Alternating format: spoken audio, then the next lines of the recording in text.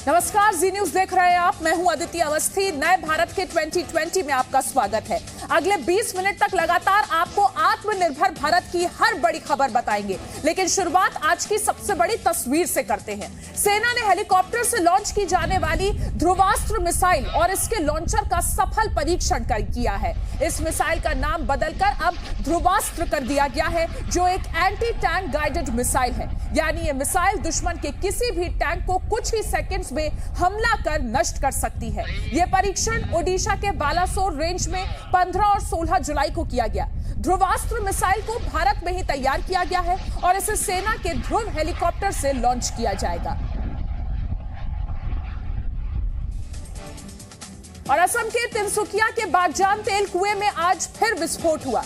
तस्वीरें आपको दिखाते हैं। इन तस्वीरों को देखकर आप अंदाजा लगा सकते हैं कि ये विस्फोट कितना बड़ा रहा होगा। रिसाव को रोकने के लिए ऑपरेशन चलाया जा रहा था, जिस दौरान आग लग गई। पानी की तेज धार से आग पर किसी तरह काबू पाने की कोशिश की गई। ऑल इंडिया के वेल नंबर 5 में हुए इस बड़े विस्फोट में 3 विदेशी विशेषज्ञ घायल हो गए हैं।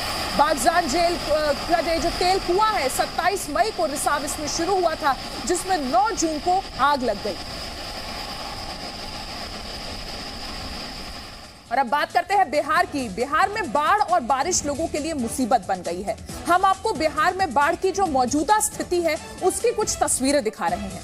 हालात का अंदाजा आप इन तस्वीरों को देखकर लगा लेंगे। यहाँ लोगों की जिंदगी इस वक्त कितनी कठिन हो गई है। नदियों में उफान है।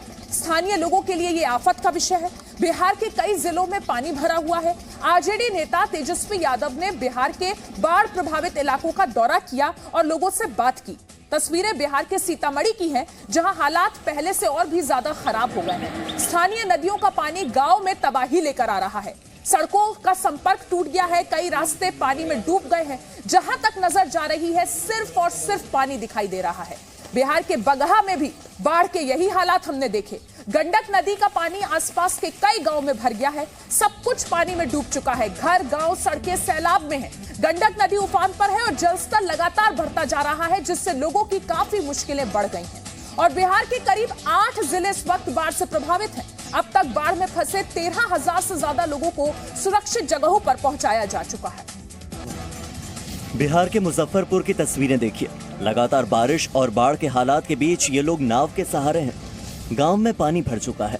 घर रहने लायक नहीं बचे, जिसकी वजह से लोग घर छोड़कर सुरक्षित जगहों पर जा रहे हैं। मुजफ्फरपुर में 10,000 से ज्यादा लोग प्रभावित हैं। दरभंगा की ये तस्वीर देखकर आप शायद पहचान ही न पाए। नदियों का जलस्तर इतना बढ़ गया है कि अब हर तरफ बहता पानी ही दिखाई दे रहा है। रास्ते में जो कुछ आ गया या तो पानी में बह गया या फिर डूब गया। दरभंगा में 2.5 लाख से ज्यादा लोग बाढ़ से प्रभावित हैं। बिहार के बेतिया में भी स्थिति सामान्य नहीं है। नहर नदियों का उफान आसपास के इलाकों में अपना असर दिखा रहा है। खेतों में पानी भर गया है, सड़कों पर सैलाब है और लोगों को आने जाने में काफी परेशानी का सामना करना पड़ रहा है। असम में लगातार बारिश और नदियों के बढ़ते जलस्तर की वजह से बाढ़ जैसे हालात बन गए हैं। स्थिति हर दिन ज्यादा गंभीर होती जा रही है। ऐसे में लोगों की मुश्किलें और बढ़ गई हैं। तस्वीर असम के गुवाहाटी की है, जहां ब्रह्मपुत्र नदी का जलस्तर बढ़ने की वजह से हालात बिगड़ रहे हैं। गुवाहाटी में बाढ़ का खतरा है। हर तरफ सिर्फ पानी ही पानी है और इसी तरह से असम के 2300 से ज्यादा गांव पानी में डूबे हुए हैं। असम में बाढ़ से अब तक 85 से ज्यादा लोगों की जान जा चुकी है। असम के नागांव में भी बाढ़ बारिश ने तबाही मचा दी है। नदियां उफान पर हैं, जिसकी वजह से बांध के कई गेट खोल दिए गए और गांवों में सैलाब आ गया। घर पानी में डूब चुके हैं और गांव के गांव खाली हैं। लोगों को सुरक्षित स्थानों पर पहुंचाया जा रहा है। असम में करीब 400 राहत शिविर बनाए गए हैं और अब तक 869 लोगों को रेस्क्यू किया जा चुका है। असम के तिनसुकिया में बारिश और बाढ़ से जनजीवन अस्त-व्यस्त हो चुका है। सड़कें तालाब में तब्दील हो गई हैं और लोग आने जाने के लिए नाव का सहारा ले रहे हैं। कई ऐसे भी हैं जो घर खाली करने को मजबूर हैं और सुरक्षित जगहों पर जा रहे हैं।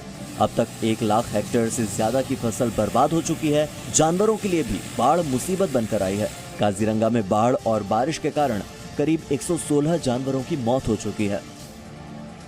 बाढ़ और बारिश सिर्फ बिहार और असम में ही नहीं बल्कि पूर्वी भारत के दूसरे राज्यों में भी मुश्किलों का सबब बन चुकी है। मेघालय के पश्चिम गारो हिल्स जिले में बाढ़ जैसे हालात बन गए हैं। इलाके के करीब 175 गांव में पानी भर चुका है। ब्रह्मपुत्र नदी के बढ़ते जलस्तर की वजह से यहाँ के हालात बहुत चिंताजनक है। पश्चिम गारो हिल्स जिले में ही बाढ़ बारिश से करीब 1,70,000 लोग प्रभावित हैं, जिनके लिए प्रशासन ने 22 राहत शिविरों का इंतजाम किया है। और पहाड़ी इलाकों में लगातार बारिश हो रही है, जिसकी वजह से नदियां उफान पर हैं। ऐसे में अब नेपाल के कई इलाकों में बाढ़ का खतरा बन गया है और इन नदियों का बढ़ता जलस्तर बिहार के लिए भी खतरा है। नेपाल में त्रिशूली, नारायणी, बागमती, म्याग नदी अपने रौद्र रूप में दिखाई दे रही हैं। कई जगह भूस्खलन से रास्ते भी बंद हो चुके हैं। कई जगहों पर नदियों पर बने पुल टूटने की हालत में हैं। नेपाल में नदियों के तेज बहाव की वजह से बिहार और उत्तर प्रदेश के कई जिलों को अलर्ट किया गया है। नेपाल में बाढ़ और भूस्खलन में अब तक 113 लोगों की जान जा चुकी है। और दिल्ली में आज भारी बारिश हुई। मूसलाधार बारिश के बाद दिल्ली में पानी भर गया हर जगह। इस वक्त दिल्ली के कई इलाके जल जमाव से जूझ रहे हैं। कई इलाकों में अब भी ट्रैफिक जाम की स्थिति है। दिल्ली के इंडिया गेट और आईटीओ पर भी खूब बारिश हुई। विजय चौक पर भी बारिश के बाद पानी जमा हो गया। आईटीओ के पास बने नाले का पानी भी अब सड़क पर आने लगा है, जिसकी वजह से वाटर लॉगिंग बढ़ती ही जा रही है। ये तस्वीरें दिल्ली के लाजपत नगर की है, जहां हालात बेहद खराब हैं।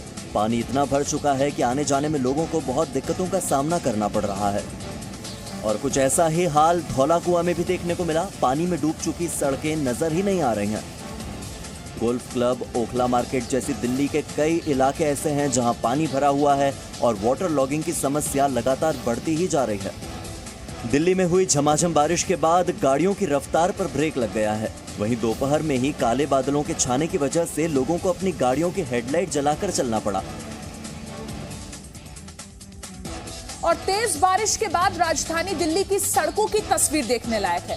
लगातार बारिश के बाद सड़कों पर पानी भर गया है और साथ में कई जगह ऐसी भी है जहां सड़क ढह गई है। महिपालपुर बाईपास की ये तस्वीर हम आपको दिखा रहे हैं। सड़क धंस गई है और दरारें भी देखी जा सकती हैं, यानी ये बड़ा हिस्सा कभी भी ढह सकता है। पुलिस ने बैरिकेडिंग लगाकर रास्ते को फिलहाल बंद किया है। इसी तरह दिल्ली के अशोका रोड भी बारिश के आगे बेबस दिखाई दी। लगातार बारिश के बाद यहाँ भी सड़क का एक हिस्सा धंस गया और एक बड़ा गड्ढा हो गया। किसी तरह का कोई हादसा ना हो, इसके लिए यहाँ भी बैरिकेडिंग की गई है। और दिल्ली और आसपास के इलाकों में भी आज जमकर बारिश हुई। सुबह करीब 12 बजे गाजियाबाद की तस्वीर हमारे पास आई। मौसम बदला और अचानक अंधेरा छा गया। सड़क पर जा रहे लोगों को दिन में ही हेडलाइट्स जलानी पड़ी। ये दोपहर 12 बजे की तस्वीरें आपको दिखा रहे हैं। वहीं गुरुग्राम के मानेसर में भी खूब तेज बारिश हुई। दिल्ली समेत आसपास के इलाकों में सड़कों पर पानी भर गया। कई घंटे की बारिश के बाद तापमान में लेकिन गिरावट जरूर आई है। दिल्ली और आसपास के इलाकों में हुई झमाझम बारिश ने दिल्ली की रफ्तार पर ब्रेक लगा दिया। यमुना ब्रिज पर भारी बारिश के बाद लंबा जाम लग गया। बाइक सवार बारिश से बचने के लिए पुल के नीचे खड़े दिखाई दिए। वहीं बस स्टॉप पर भी लोगों की भीड़ दिखाई दी। और 2 दिन पहले जिस पत्रकार विक्रम जोशी को बदमाशों ने सरेआम गोली मार दी थी, आज इलाज के दौरान उनकी मौत हो गई। ये खबर भी आपको दिखानी। गाजियाबाद में पत्रकार विक्रम जोशी की हत्या के मामले में पुलिस ने 2 मुख्य आरोपी रवि और छोटू को गिरफ्तार कर लिया है। एसएसपी के मुताबिक इनके पास से अवैध हथियार भी बरामद हुए हैं। यूपी सरकार ने विक्रम जोशी के परिवार को 10 लाख रुपए का मुआवजा देने का ऐलान किया है। साथ ही पत्नी को सरकारी नौकरी और बच्चों को निःशुल्क शिक्षा देने का भी वादा किया गया है। जैसे ही हम गली से निकले, उन्होंने हमारी गाड़ी को धक्का दे दिया। फिर हम नीचे गिर गए और हमसे कहने लगे कि तुम जाओ यहाँ से, अब तुम्हारा बाप नहीं बचेगा। मैंने बोला मैं तो नहीं जाऊँगी। और ये फिर भाग के गई, ये बुआ को बुला के लाई। जब तक वो मार चुके थे पापा को, पापा बेहोश हो गए, खून बहने लगा और फिर पापा को हॉस्पिटल ले गए। कितने लोग थे उस वक्त? 10 से ज्यादा थे। मैंने बोला था मेरे पापा को बचाओ, कोई भी नहीं आया, कोई भी। उत्तर प्रदेश के गाजियाबाद में एक पत्रकार की हत्या के मामले में अब सियासत भी शुरू हो गई है। कांग्रेस समेत कई विपक्षी पार्टियों ने इस पर सरकार को घोरने की कोशिश की है। पत्रकार विक्रम जोशी की हत्या पर कांग्रेस नेता राहुल गांधी ने योगी सरकार पर तंज कसा और ट्वीट किया कि वादा रामराज का था, गुंडा राज दे दिया। वहीं शिवसेना ने भी मामले पर दुख जताया। पत्रकार पर इस प्रकार की हत्या होती है तो ये ठीक नहीं है। मुझे विश्वास है योगी सरकार उसमें ध्यान देगी। बीएसपी अध्यक्ष मायावती ने भी ट्वीट किया। मायावती ने कहा कि यूपी में कानून का नहीं बल्कि जंगल राज चल रहा है। वहीं समाजवादी पार्टी के अध्यक्ष अखिलेश यादव ने कहा कि बीजेपी के राज की सुपर अपराध भ्रष्टाचार की खबरें अब हर अखबार की सुर्खियां बन गई हैं। पश्चिम बंगाल की सीएम ममता बनर्जी ने भी योगी सरकार पर निशाना साधा। और राज्यसभा में निर्वाचित हुए 61 सांसदों में से 45 ने आज संसद भवन में शपथ ली। राज्यसभा के सदस्य बनने वाले सांसदों में से 18 बीजेपी के हैं। ज्योतिरादित्य सिंधिया ने भी राज्यसभा सांसद पद की शपथ ली। कुल 61 सांसदों को शपथ लेनी है, जिसमें से आज 45 सांसदों को शपथ दिलाई गई। नए सदस्यों को राज्यसभा के सभापति और उपराष्ट्रपति वेंकैया नायडू ने शपथ दिलवाई। और राजस्थान के मुख्यमंत्री अशोक गहलोत के भाई के घर ईडी ने छापेमारी की कार्रवाई की है। राजस्थान के जोधपुर में मुख्यमंत्री अशोक गहलोत के भाई अग्रसेन गहलोत के घर पर ईडी ने छापा मारा। मनी लॉन्ड्रिंग मामले में अग्रसेन गहलोत समेत 3 लोगों पर ईडी ने छापेमारी की कार्रवाई की है। राजस्थान, पश्चिम बंगाल, गुजरात और दिल्ली में ये छापे मारे गए। साल 2013 के उर्वरक घोटाला मामले में ईडी ने मामला दर्ज किया है, जिसकी जांच के दायरे में अग्रसेन गहलोत भी हैं। कांग्रेस ने इस मुद्दे को लेकर मोदी सरकार पर निशाना साधा।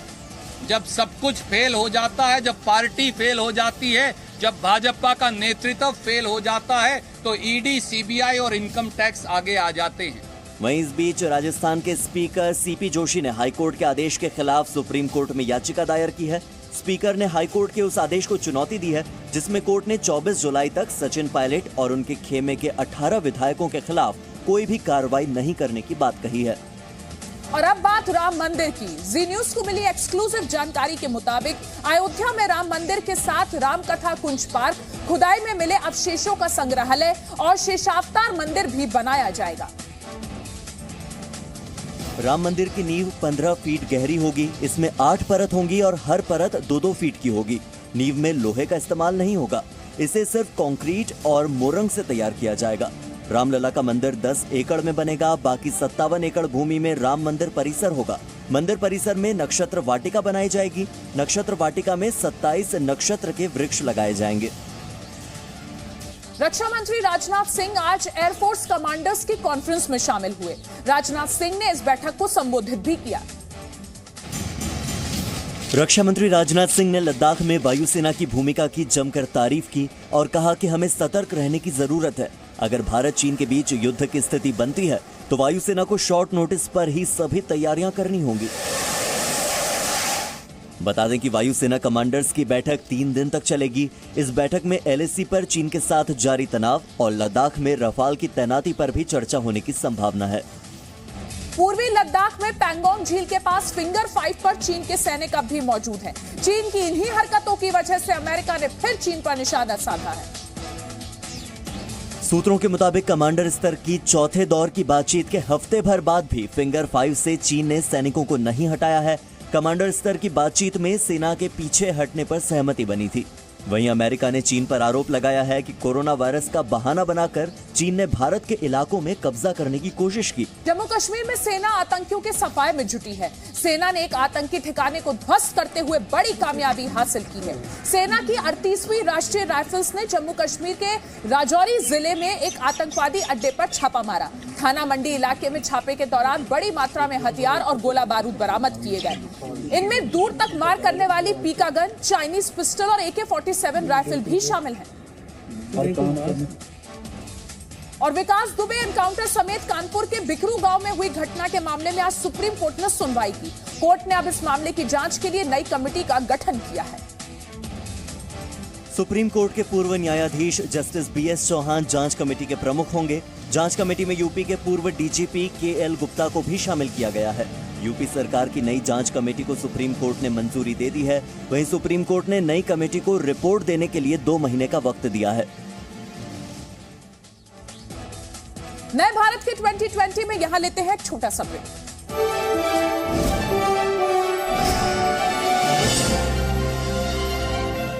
Presenting B News app, available on Google Play and App Store. Download it now.